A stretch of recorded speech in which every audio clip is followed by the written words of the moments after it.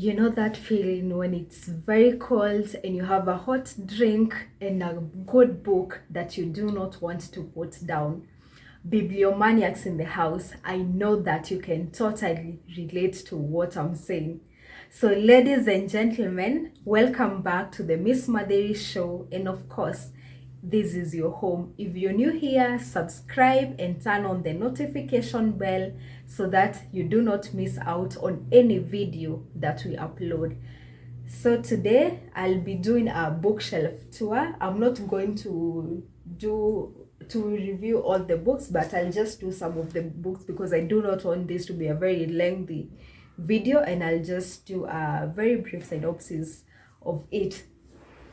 So I'll be starting from my end, this end, the far end.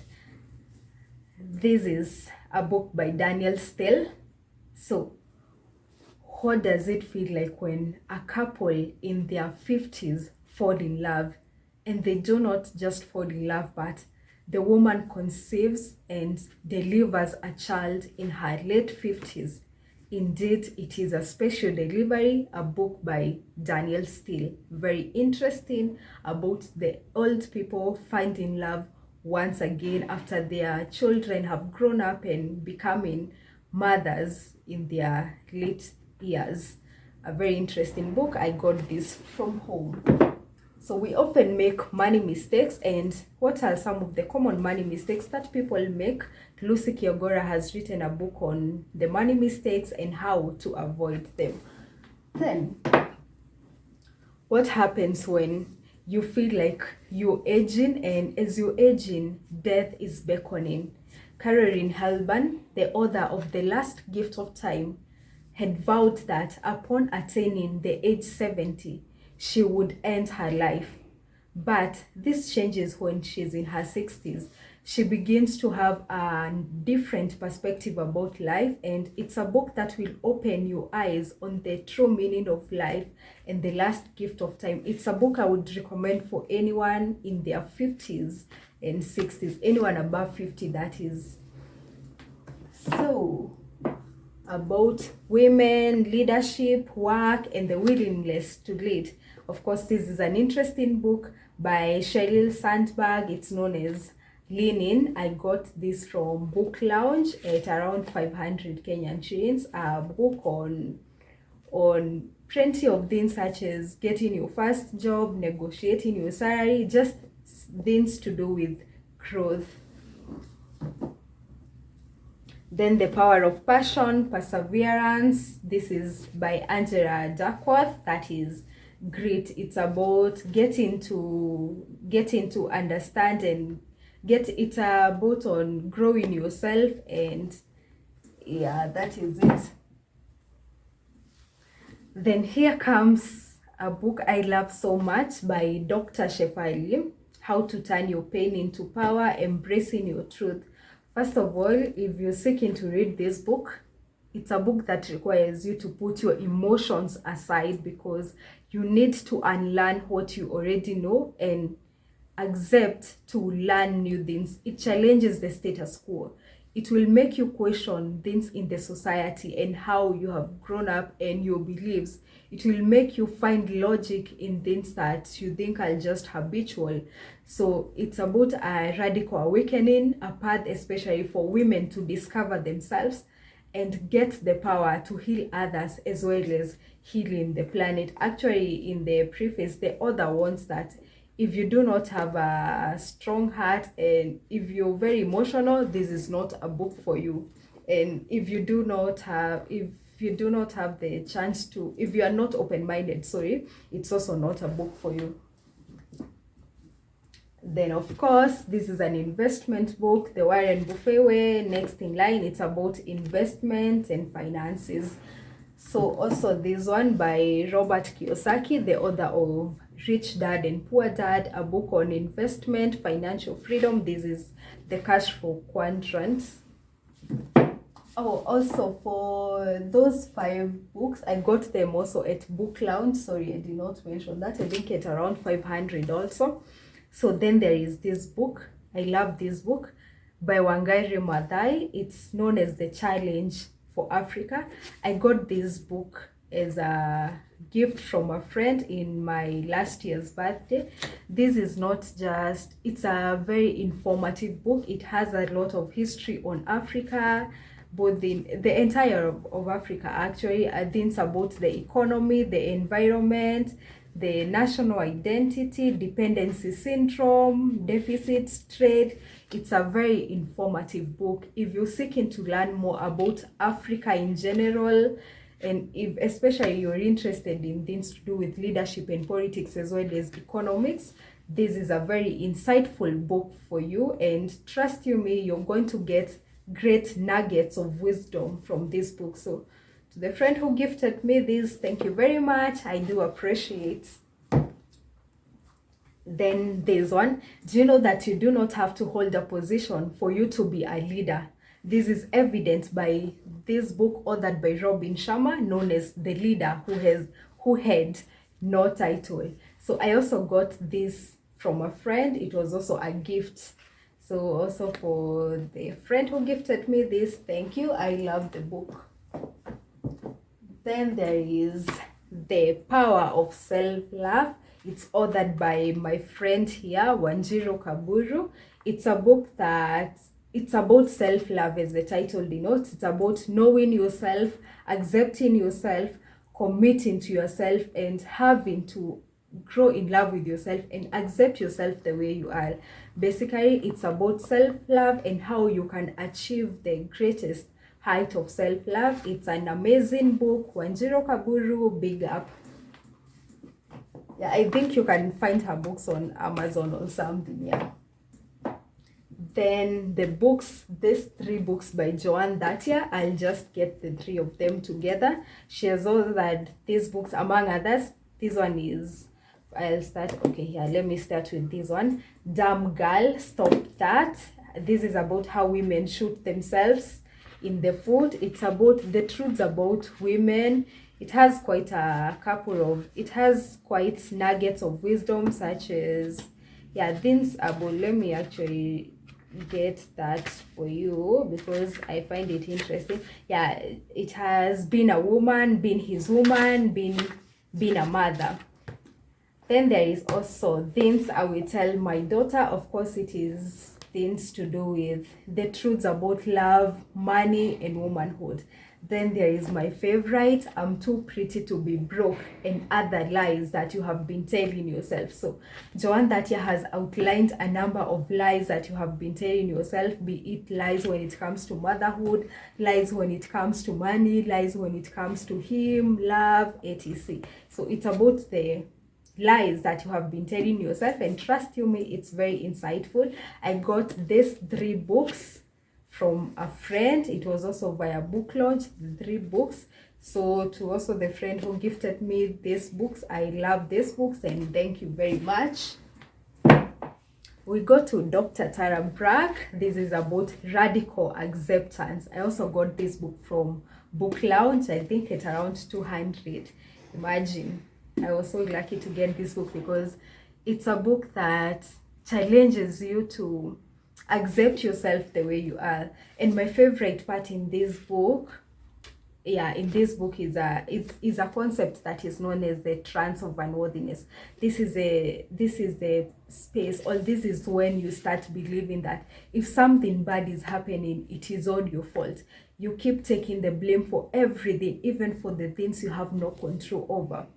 So Dr. Tara Brach, the author of this book, insinuates that you need to accept yourself, you need to accept the reality, accept the way things are, open your heart to fear. Yeah, there are many things, and for every chapter it has a space where you have to access yourself. Like, yeah, let me show you what I'm saying. So let's say is in this chapter there's a guided meditation. So if it's a certain chapter, after the chapter you have to do a meditation to determine, are you in that state? If it was like the chapter for the trance of unworthiness, have you been blaming yourself for things that you do not have control over? It's a good book. Trust you me, you would love it if you're a person who is very true to themselves. If you're a person who like enjoys meditation or what, I've not read this one, but it's a book on the hidden culture of aggression in girls. It's authored by Rachel Simmons. It's known as The Odd Girl Out, and from the synopsis, it's a required reading for young girls and their mothers. So basically, it's about cyberspace. Yeah, it's about aggression in girls, why there are some girls who are very mean to others. We go to this novel. I've really not read it. It's by Isabel Allende. It's known as The Inness of My Soul. It's also a romance novel. Then there is Julia's Last Hope. I got those from Book Lounge. There is Julia's Last Hope. I got this from home. My mother gifted me this. So it's about a woman who loses her husband, then she gets sick, they move to another town, so she finds a new hope in God. So the book is about trusting in God and discovering a new faith and hope in God when everything else has been lost. That is why it's known as Julia's Last Hope, because everything has crumbled down. She has lost her family, and she has lost her husband, sorry, and now her family is looking up to her in that moment when everything does not make sense. Who will Julia turn to? And indeed, Julia's last hope is no other than God. Then The Hotel on the Mulberry Bay by Melissa Hill. It's I got this, I think, from years ago. I read it quite a long time ago, but it's a book about a lady who came back home to save a business, but when she was coming back to save a business, which is her father's hotel, she faces a crisis, and a dilemma is, will the people in that town save her just as she came to save the business? Then we go to Spring's Gentle Promise by Janet Oak. I also got this from home. It's also a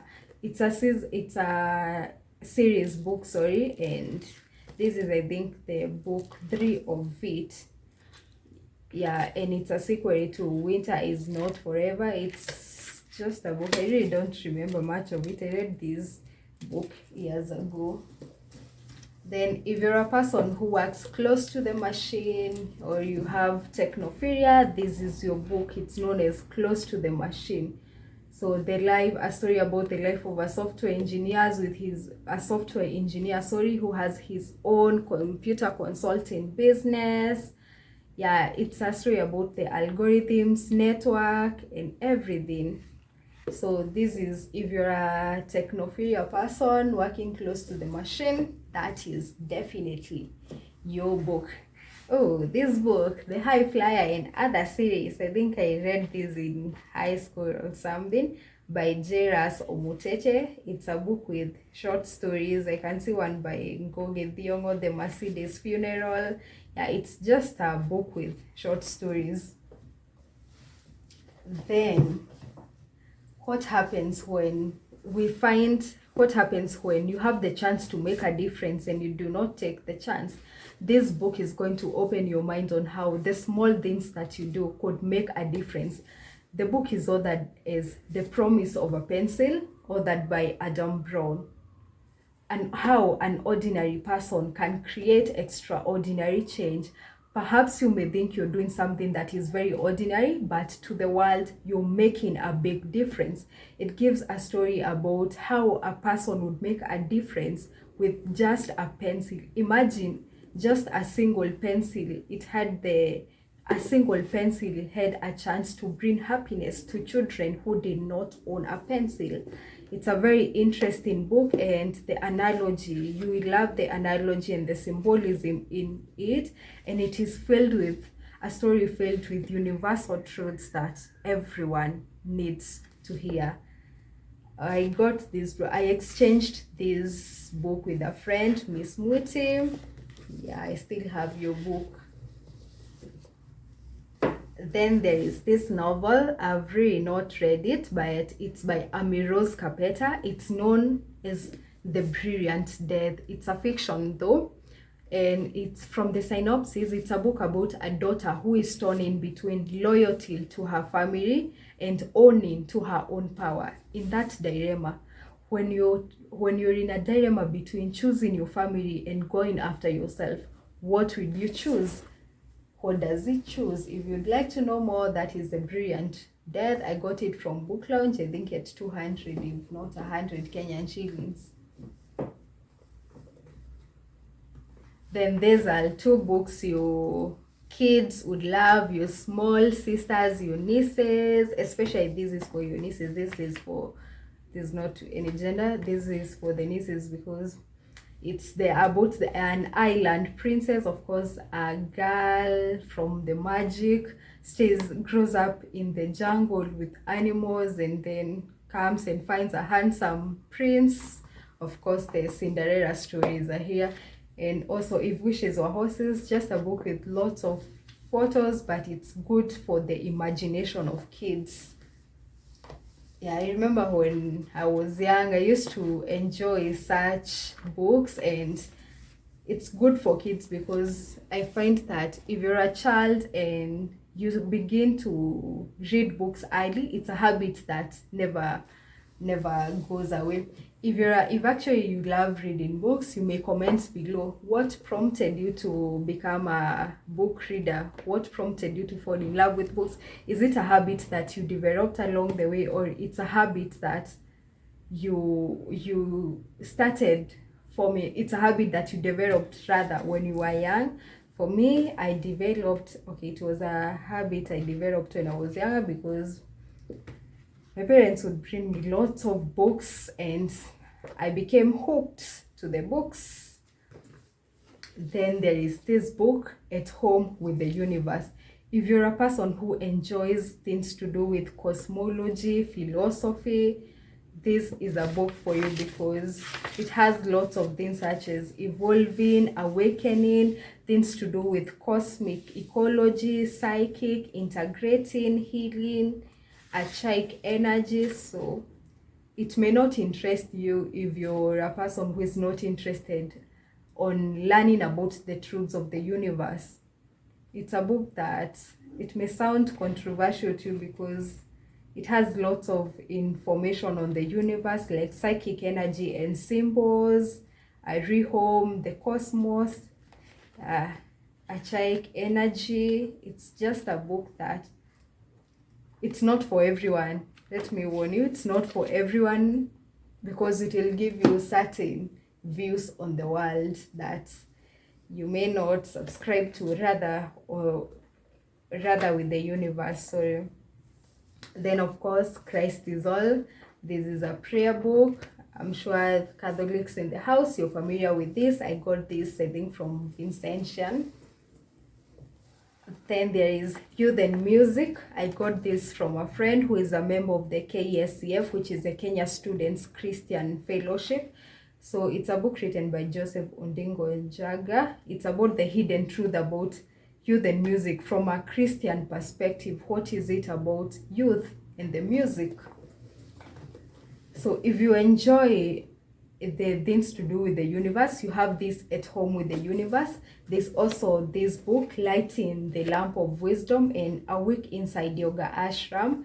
It's about meditation. It has lots of guidance, lots of things to do with yoga. So I'm sure if you enjoy this At Home with the Universe, you're also going to enjoy Lighting the Lamp of Wisdom. As you can see, it has a lot of meditation to do, and inside it has lots of content rating from mind control to meditation, work is worship, complete immersion. Lots of things, lots of information. Sorry. Then if you enjoyed these two books, I'm sure you would enjoy this too. And this is actually my last book here because I'm saying this video is too lengthy already. So this book, it's not for everyone also. It's authored by John Edward. It's known as One Last Time. John Edward is a psychic medium who speaks to those that we have loved and lost.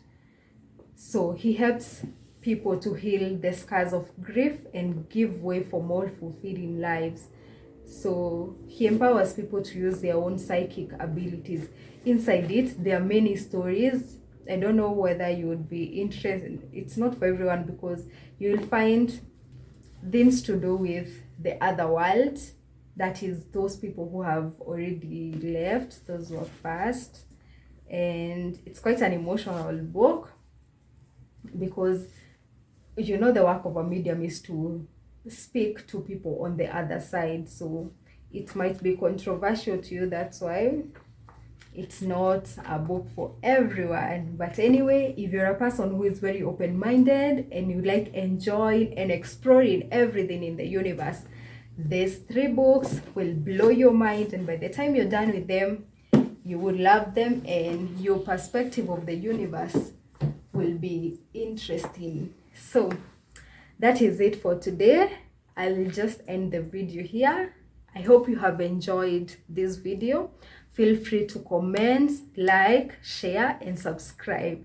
So thank you for watching up to this point, up to the end of this video. I really do appreciate. Thank you very, very much. I do appreciate. Know that you're appreciated, by the way. I do not take that for granted. So that is it for today. My name is Purity, and this has been the Ms.Matheri Show. And until next time, bye bye.